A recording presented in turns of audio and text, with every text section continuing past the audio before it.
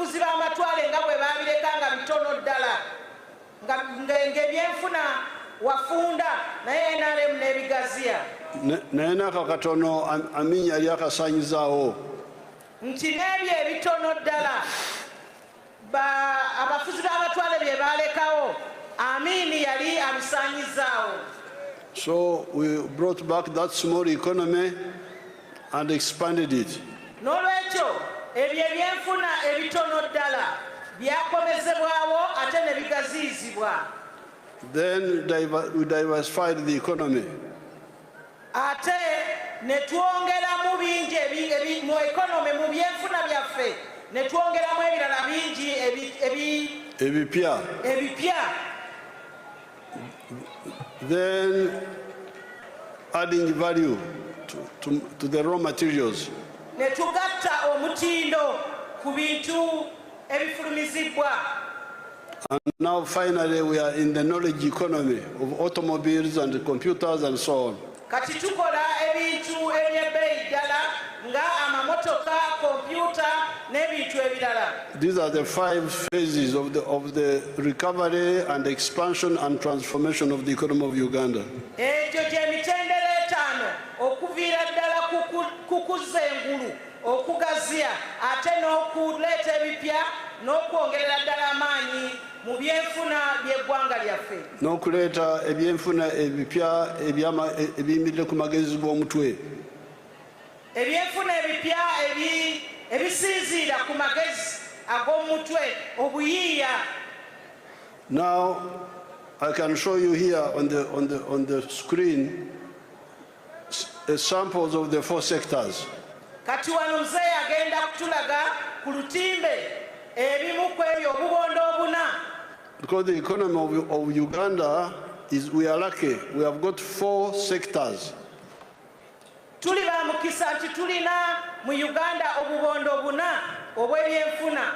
In other countries they don't have that opportunity. Mu nsi endala ebyo tebiriyo. Here, let's look at commercial agriculture. Let's see what's happening with commercial agriculture. Kati wano katunuulire ebyobulimi ebyensimbi. Let's start with sugarcane, we add tea, we add palm oil, we add bananas, coffee, whatever you have, you show us. Katutandike n'ebikajjo, amajani, emmwanyi n'ebirala ebiriyo.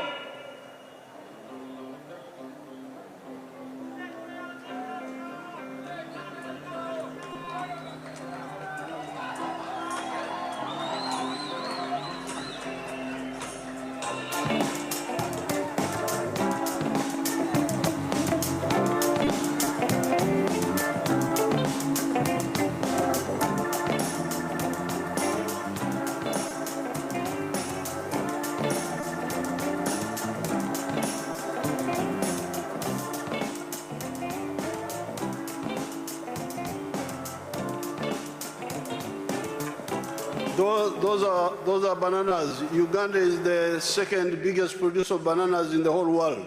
Ezo semulabye z'ensuku ezigudde akaleka ate nga Uganda y'emu ku nsi ezisinga okulima ebitooke. Tulage ebirala. Show us the other. Kaba tulage n'ebirala. That's cocoa. That's cocoa now. Show us cocoa. Kati bagenda kutulaga kooko. That is cocoa in Bundubujo. Oyo kooko alimibwa eBundibujo.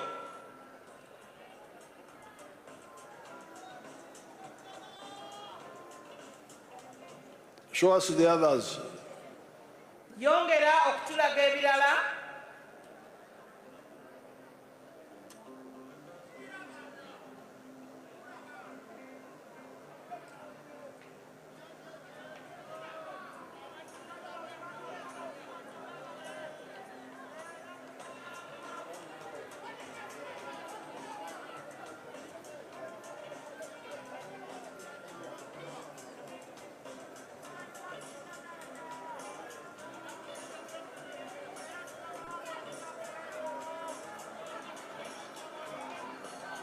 That is coffee.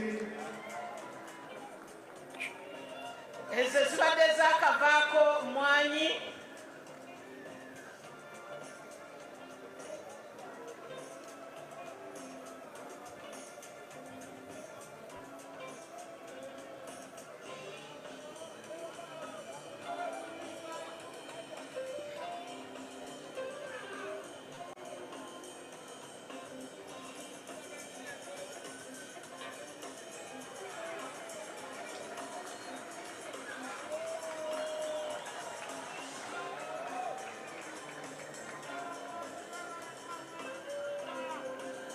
Show us palm oil.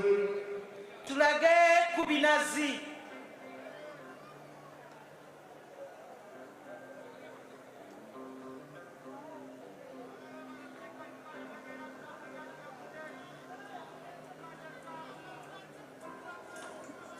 I think that is sugar cane. That is sugar cane. Ebyo bikajjo bye mulaba kati.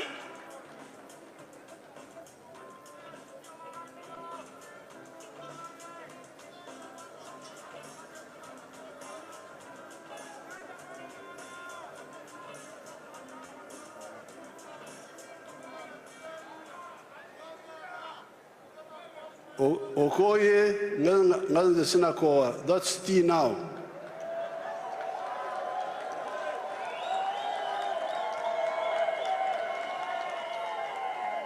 Owafirima akoye.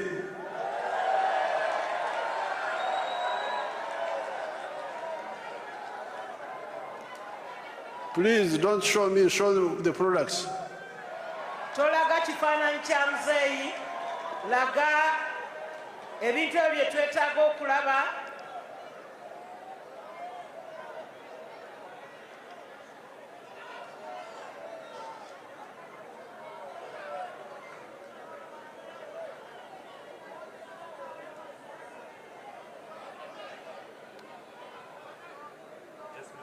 Toa jikoni. Toa jikoni.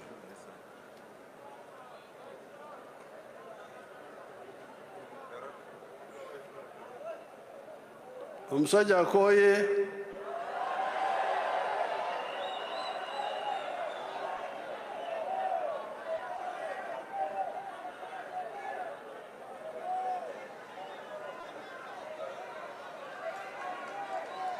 Kata azukuse.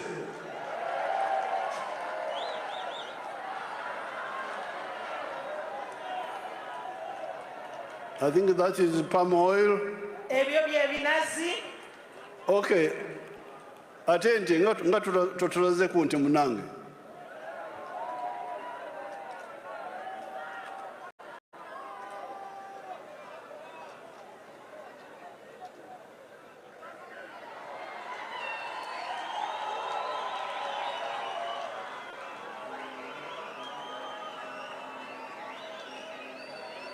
Kale, all that is commercial agriculture. Fisheries, show us fisheries. You don't have fisheries? Ebyo byonna bye mulaba bye byenfuna okulima okw'ebyensimbi, era kati tusobola n'okulaba ku kulima okwoba okulunda ebyennyanja. Now, the second sector, that is sector 1, commercial agriculture. Ako ke kabonda akasooka ak'okulima okw'ebyensimbi. That is fish farming now. Kati awo mulaba okulunda ebyennyanja.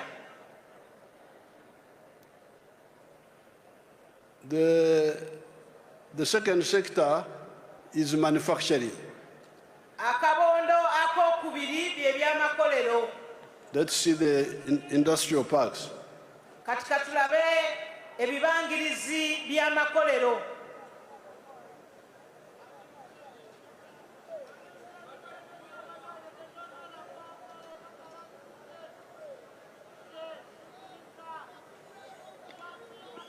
That is, I think, Mbale Industrial Park. Ekyo kye kibangirizi ky'amakolero eky'Embale.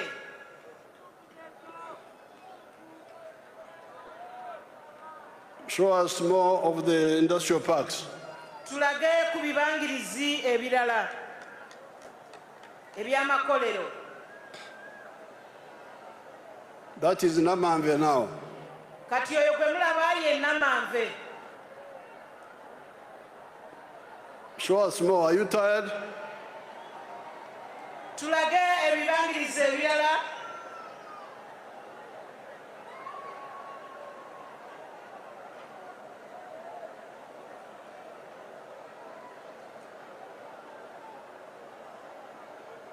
That is where I can't read it. Which one is that? Ekyo nakyo kibangirizi. I can't read it. Which one is that? Ekyo kibangirizi That's Mbalala Mukono. Mukono area. Ekibangirizi eky'Embalala wane Mukono.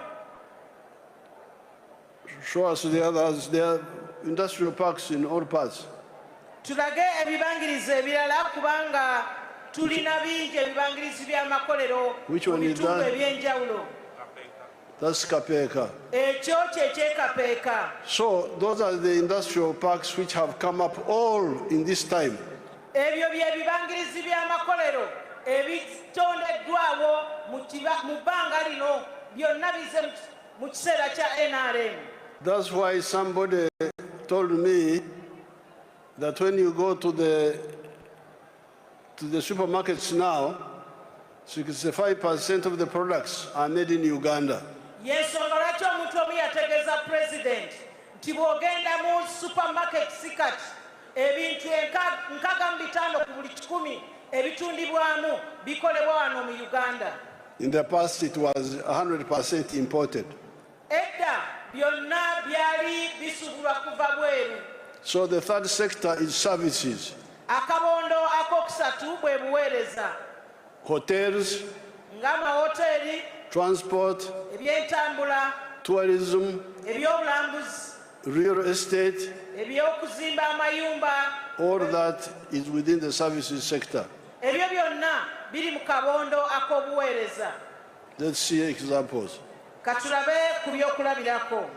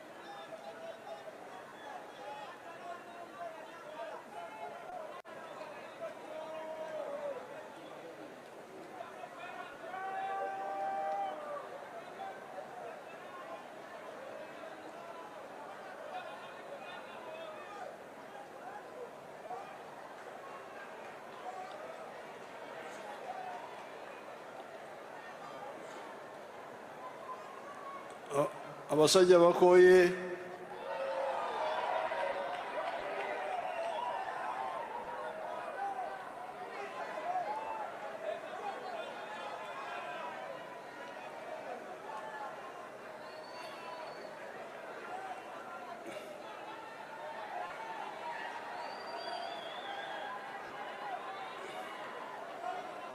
Okay, that is tourism. Ebyo bya bulambuzi. One of the services. Bwe bumu ku buweereza. Hotels. Tulina amahoteri. Transport. Ebyentambula. Entertainment. Ebyokusanyusa. Creative art. Abayiiya mu bitusanyusa. And musicians and so on. Abayimbi n'abalala abagwa mu kkowa eryo. All that is in the services sector. You can go in detail of each one. Ebyo byonna bye bituukiddwako mu kabondo ak'obuweereza. There's also real estate. I don't know whether they've got pictures of real estate, of the buildings around Kampala Entebbe area. Waliwo n'ebizimbe oba kye tuyita real estate, ebizimbe ebizimbiddwa mu Kampala wano, Entebbe ne Uganda yonna.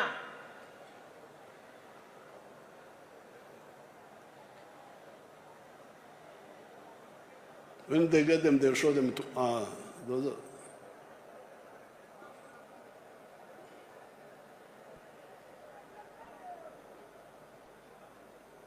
You remember some Idi Amin expelled our Asian citizens. Mujjukira Idi Amin yagoba abayimbi And confiscated their properties. era n'awamba n'ebintu byabwe. How many properties were they? How many properties were they? Ebintu ebyo byali bimeka? Only 4,000. Byali 10,000 In the whole of Uganda. mu Uganda yonna. But if you see the number of properties we have now, Kati olwalero bw'otunuulira ebizimbe oba ebintu ebizimbiddwa it is weewuunya. millions of Biri mu properties. bukadde na bukadde. So you wonder why Idi Amin was wasting time on 4,000 miserable properties of the Asians. Weewuunya lwaki Amin yamala obudde ku buntu 10,000 obunya ng'agoba abayimbi. Within those are part of the real estate. Kati amulaba ebizimbe gali kwoleka By your own people. nga bannayuganda bennyini be babizimbye. Much better than the miserable properties of the dukas of the Indians. Bisinga n'obuduuka bw'abayimbi bwe balina. But within the industries, I forgot the automobile industry. I want you to see the automobile industry. Naye mu makolero omuzeeyi yeerabidde okwogera ku kukola emmotoka era kati ze mulaba ezo ze mmotoka ezikolebwa mu Uganda bus. Those vehicles are made by your own children. Ezo emmotoka zikolebwa baana bammwe bannayuganda.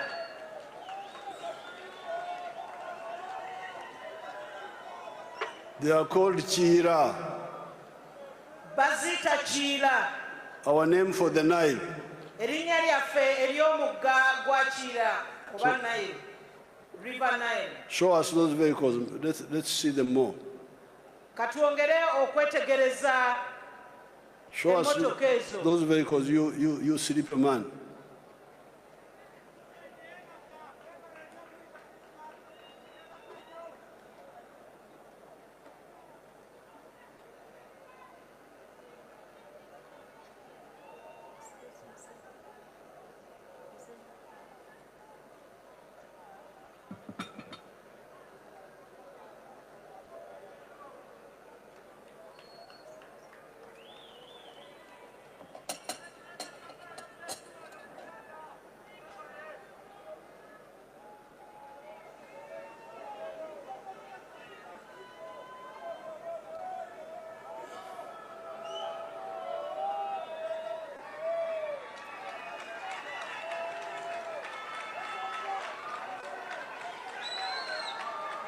Now, recently,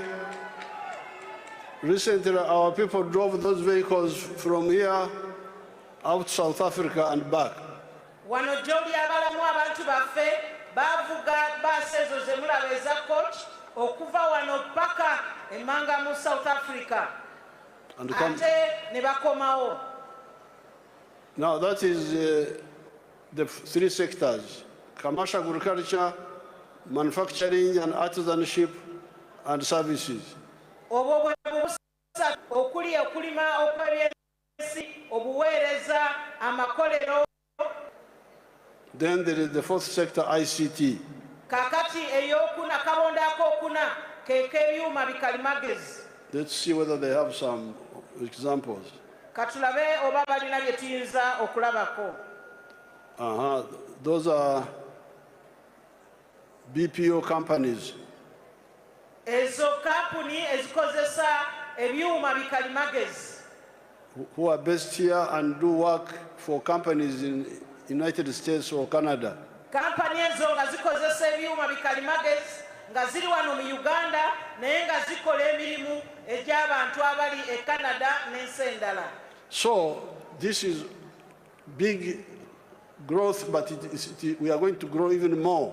N'olwekyo eno nkulaakulana ya muggundo ate era tugenda kwongera okulaakulanira ddala. This year, your oil will start flowing. Omwaka guno amafuta gagenda kuvaayo mu ttaka, gagenda kutandika. okufuluma.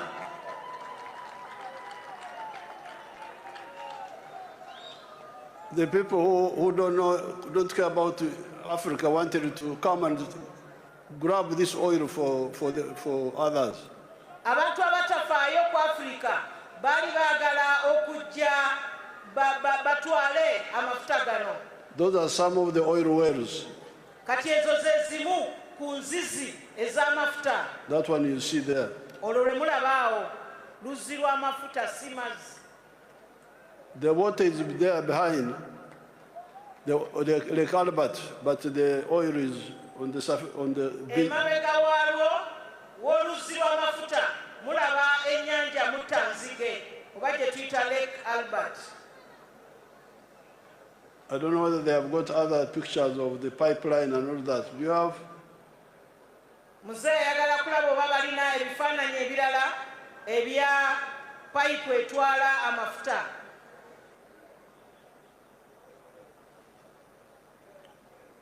So, if they get them, they will bring them. Bwe banaabifuna bajja kuba babiteerako. Now, the economy is moving very fast. Ebyenfuna biri ku sipiidi ya yiriyiri. We are growing at 7% now. Bikula ku bitundu 7 ku kikumi we twogerera wano. With the oil, we are going to go into double digits. Bwe tunaafuna amafuta bwe ganaatandika ate awo tujja kuba tugenze mu nnyukuta 2 oba nga tusoba mu 10. But there are still groups of our population who are outside the money economy. Naye era waliwo bannayuganda abakyali ebweru w'ebyenfuna eby'essente. These are the ones who are in poverty. Bano be bakyali mu bwavu.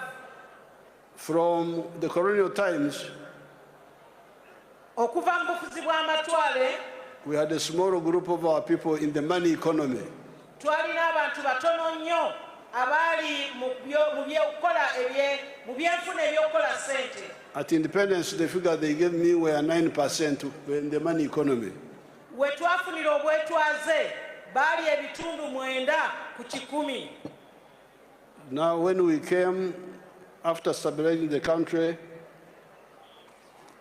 NRA bwe yajja nga bwe twamala okuleeta obutebenkevu mu ggwanga. And when we checked,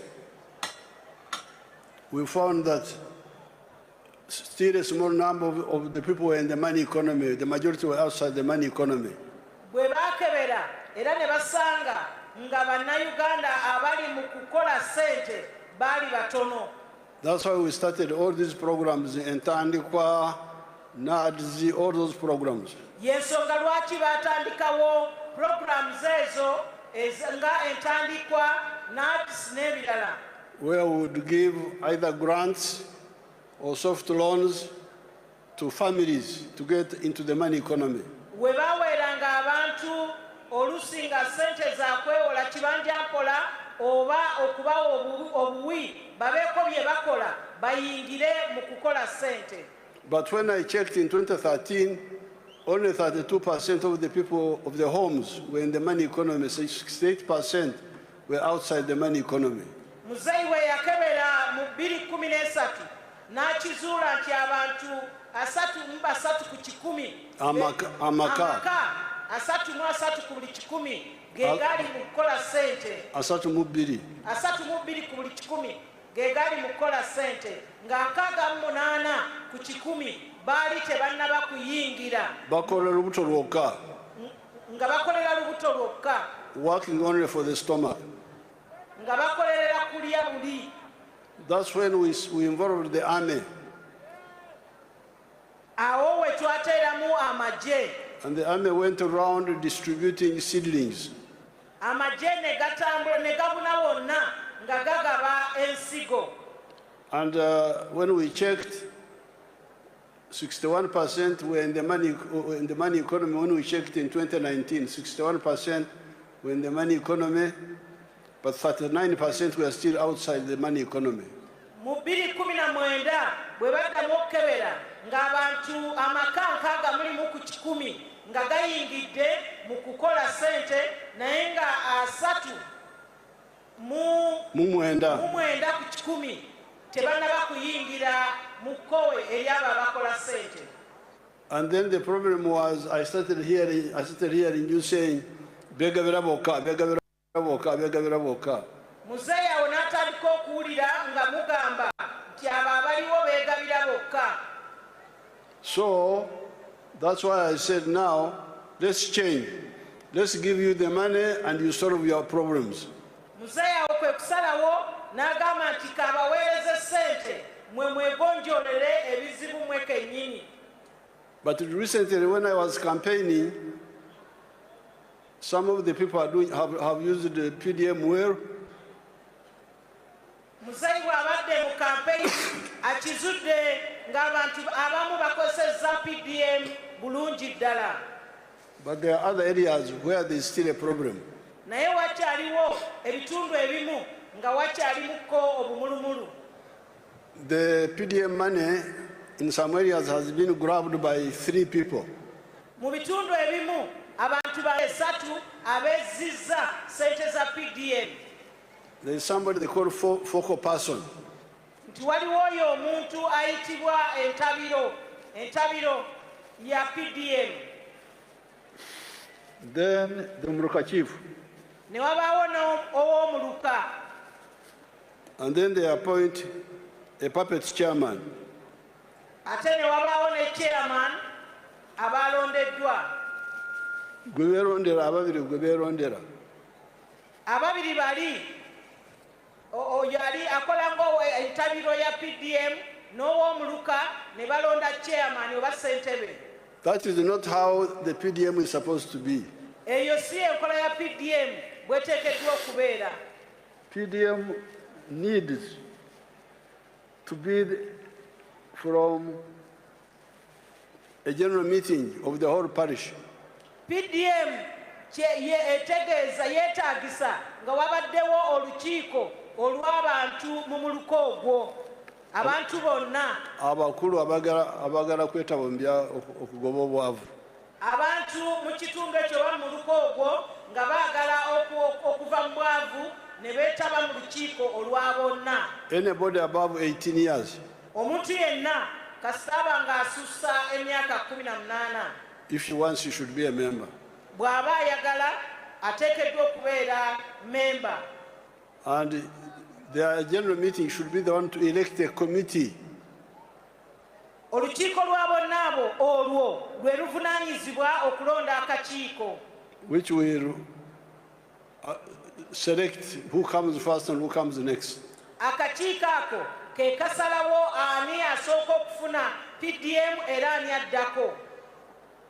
And I hear that in Nabanja's areas, Nani Majes told me that in Nabanja's area they use Akaruru lottery. You pick the one who gets first. Muzeeyi awulira nti mu kitundu kya Prime Minister Right Honorable Nabanja bo bakozesa kalulu bakwata bupapula. Asooka okukwata akapapula kakwata ke kaliko ennamba yaddirwa n'afuna. So it must be, we are going to amend those rules of the PDM. N'olwekyo amateeka ago agafuga PDM gagenda kukolebwamu ennongoosereza. And we are going to put more money. Era muzeeyi agenda kuteekamu ssente endala.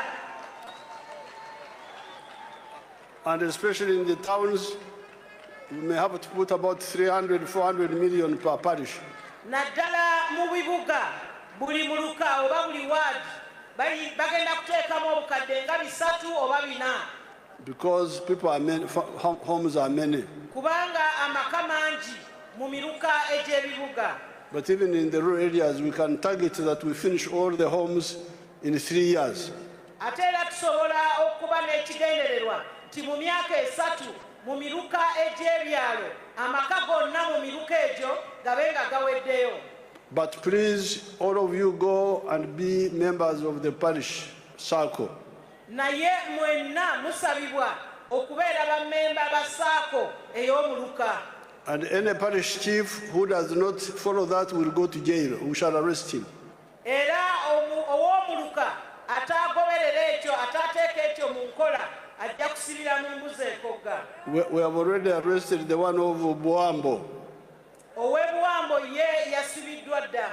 Because I got the information when we were campaigning. Kubanga muzeeyi yategeezebwa bwe yali ali mu campaign. And I sent people to check and it was true. N'asindika abantu okunoonyereza era ne kizuulibwa nga kituufu n'olwekyo n'akwatibwa era ali mabega wa mitayimbwa.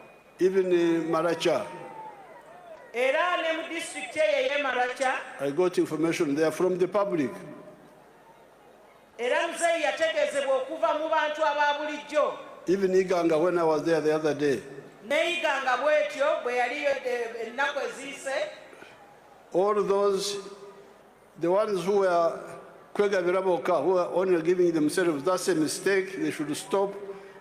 Those committees should be dissolved and new ones created properly.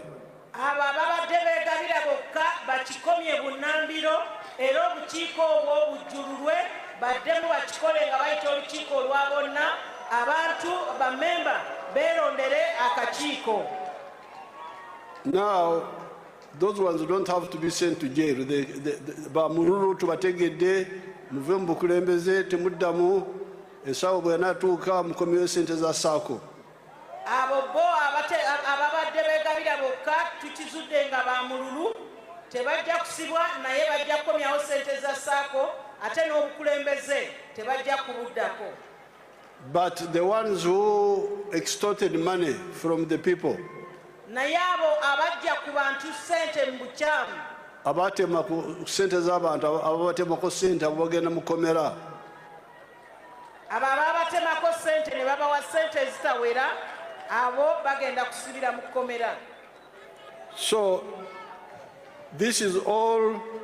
We don't want a country of 70% rich people, 30% poor people. N'olwekyo tetwetaaga ggwanga nga lirimu ebitundu 7% bagagga ate 3% baavu. Because now 70% of the people are in the money economy now. Kubanga kati kikakasiddwa nti abantu 7% bali mu kowe eri abo abakola ssente. It is the 30% that are outside the money economy now. Kakati 30% ago ge gali ebweru w'okukola ssente. Therefore, that's why we are going to put emphasis on PDM, enough PDM money to reach all the homesteads. N'olwekyo tugenda kuteeka essira ku PDM, tufune PDM ng'amala abune mu maka gonna. So PDM plus all the other funds, the ghetto funds, border funds. N'olwekyo PDM n'ensimbi ziri eza boda n'eza ghetto. The cultural leaders, we shall create a fund for them. Abakulembeze ab'ennono nabo tujja bafunira ensako yaabwe. The religious leaders in their dioceses. Abakulembeze b'eddiini mu bulabirizi obw'enjawulo. The Muslim districts. Ne districts ez'Abayisiraamu. The university graduates who have not got jobs for 2 years. Abaana abatikkiddwa ne bamala emyaka 2 nga tebannaba kufuna mirimu.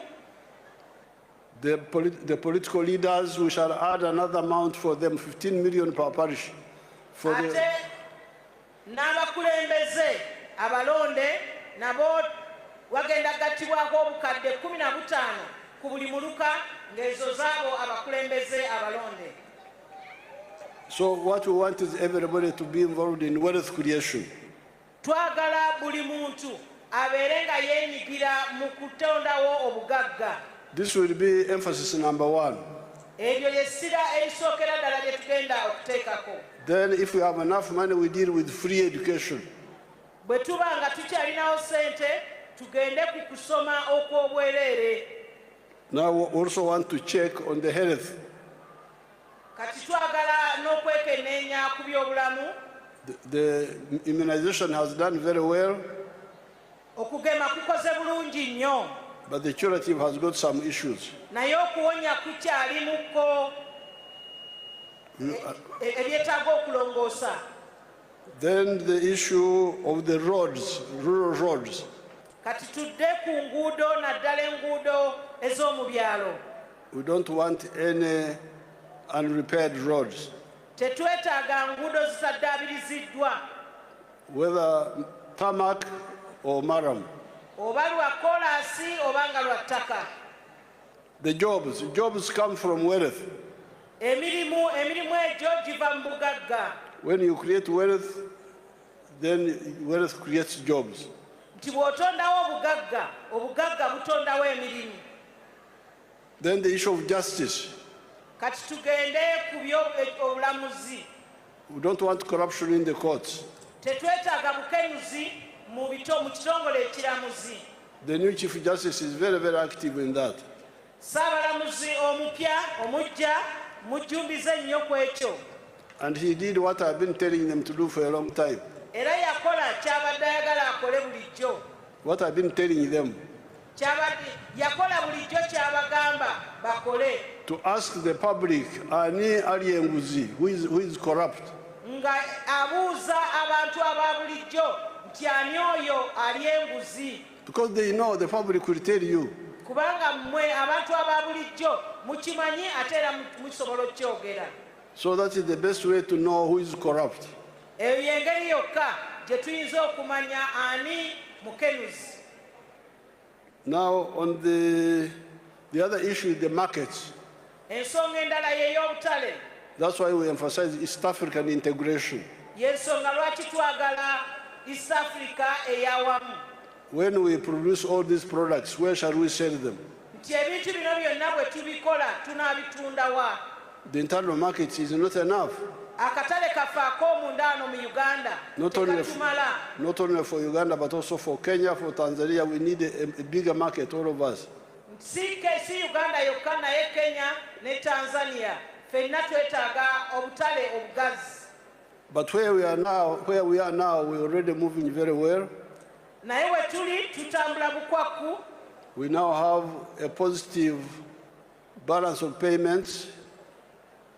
Tulina esente eziyingira mu Uganda zisinga zetukozesa okusaka.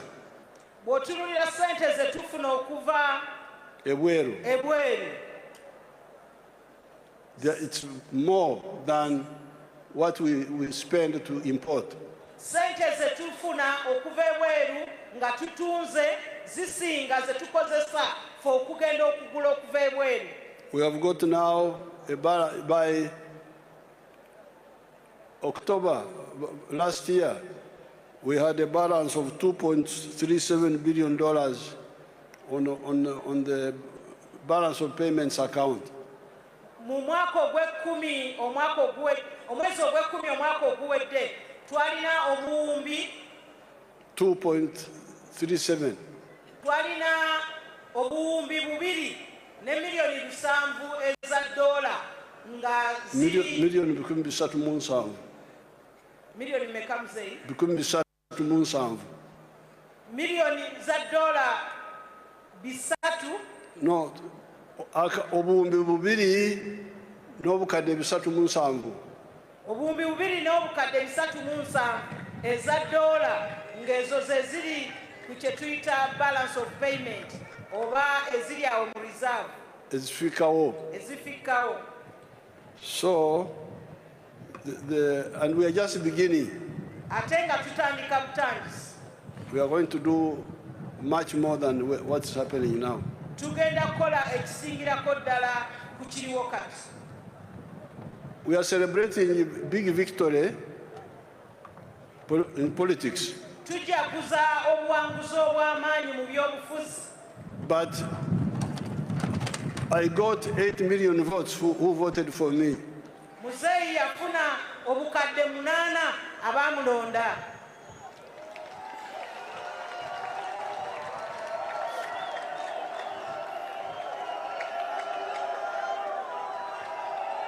But 10 million of my supporters did not turn up. Naye ng'ate obukadde 10 tebwajja kulonda. Our supporters. Obukadde 10 obw'abawagizi baffe. By NRM. Aba NRM tebajja kulonda. Because in May, In May, on the 6th of May, kubanga nga mukaaga ogwokutaano Last omwaka oguwedde when we registered our members, bwe twawandiisa bamemba baffe we had 21 million members. twalina bamembers obukadde 21. 18 million of them were old enough to vote. nga obukadde 18 ku abo baali bali mu myaka egironda. But when we checked the register, naye bwe twakebera register oba yellow book zaffe, when we checked the register of the government, bwe twakebera register ya gavumenti, by that time only 8 million of our people had registered. kyali kiraga nti abantu obukadde 18 Munana. Only 8 million obukadde 8 bwokka bwe bwali bwewandiisizza in the register of the National Electoral Commission. mu register ey'akakiiko k'ebyokulonda. So we struggled, and apparently our people registered 14 million of our 18 supporters. ne tukola nnyo okulaba nti abantu baffe owaakiri obukadde 14 ku 18 baali balonzi. They were able to be registered in time. baali basobola okugenda ne beewandiisa mu kakiiko k'ebyokulonda In time. mu budde nga bukyaliyo mu kuzza obujja enkalala. But now, I got 8 million votes.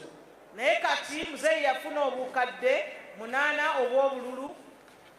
So where are my 6 million votes? obululu obukadde 6 buli ludda wa? That means some of our people did not turn. I hear the opposition wasting time. kitegeeza nti eriyo abantu baffe abamu abatajjumbira. I hear the opposition wasting time talking nonsense. You really, if you don't know Uganda, you can waste your time. muzeeyi awulira abavuganya gavumenti nga boogera bamala obudde okwogera ebitakwatagana lwakuba tebamanyi Uganda eno. They are lucky because all my supporters did not turn up. balina omukisa nti abawagizi ba pulezidenti bonna tebajja kulonda. Only a few came. abamu ku bo be bajja. Only 8 million. bukadde 8 bwokka. If they had turned up, there would be no opposition in Uganda. nti senga bonna bajja ne balonda opposition oba okuvuganya twalibadde tufuma bifume kati. But why did they not come? naye lwaki tebajja? I think there are two. We are going to study it, but I think there are two reasons. tugenda kyekenneenya naye nga tulowooza ensonga ziri 2. Number, I think, my suspicion, tulowooza tuteebereza ensonga ziri 2. number one, the opposition threatening violence and try. ensonga esooka abavuganya gavumenti nga batiisatiisa abantu baffe. And then the police, this police, doing nothing about it. ekyokubiri ne poliisi eno neetabaawo kyekola. People misbehaving and nobody does anything about them. abantu nga bamenya amateeka ne watabaawo kikolebwa. Some people have been attacked. abantu abamu balumbiddwa. Why should you attack anybody because of the elections? nga lwaki olumba omuntu oba okumwaŋŋanga olw'okulonda? What right do you have to even use harsh words? ye obuyinza obujjawa okukozesa ebigambo ebikambwe? Yemwe abasubyeko akasajja. You have no right to say that. tolina buyinza na ddembe kugamba nti mwe mutusibyeko akasajja. tolina lukusa olwo. Ani awulidde enjogera eyo nti yemwe abatusibyeko akasajja?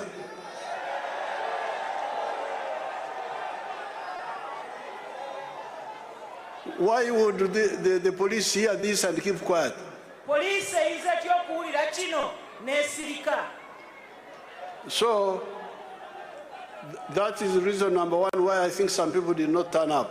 n'olwekyo eyo y'ensonga esooka gye tuteebereza lwaki abantu baffe abamu tebajja kulonda. The other one is misbehavior by the NRM leaders themselves.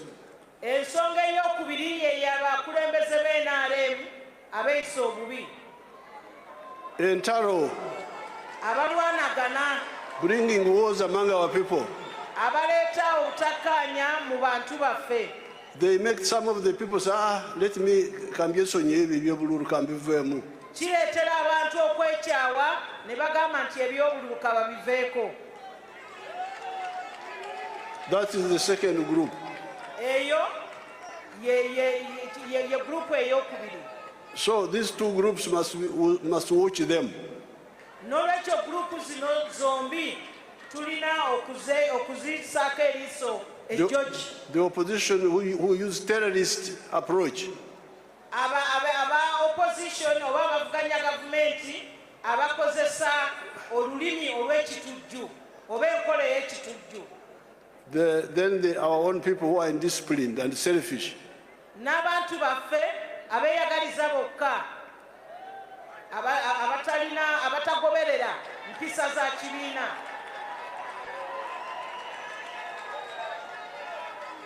naye ffe abaganda b'omu lukoola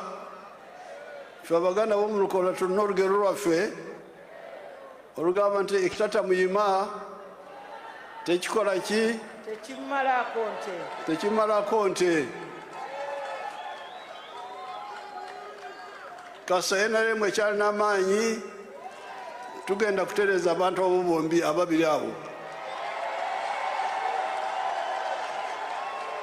NRM oye! NRM oye! Katonda ababeere. Naye enguzi erina okukoma. Mwebale nnyo mwebalire ddala.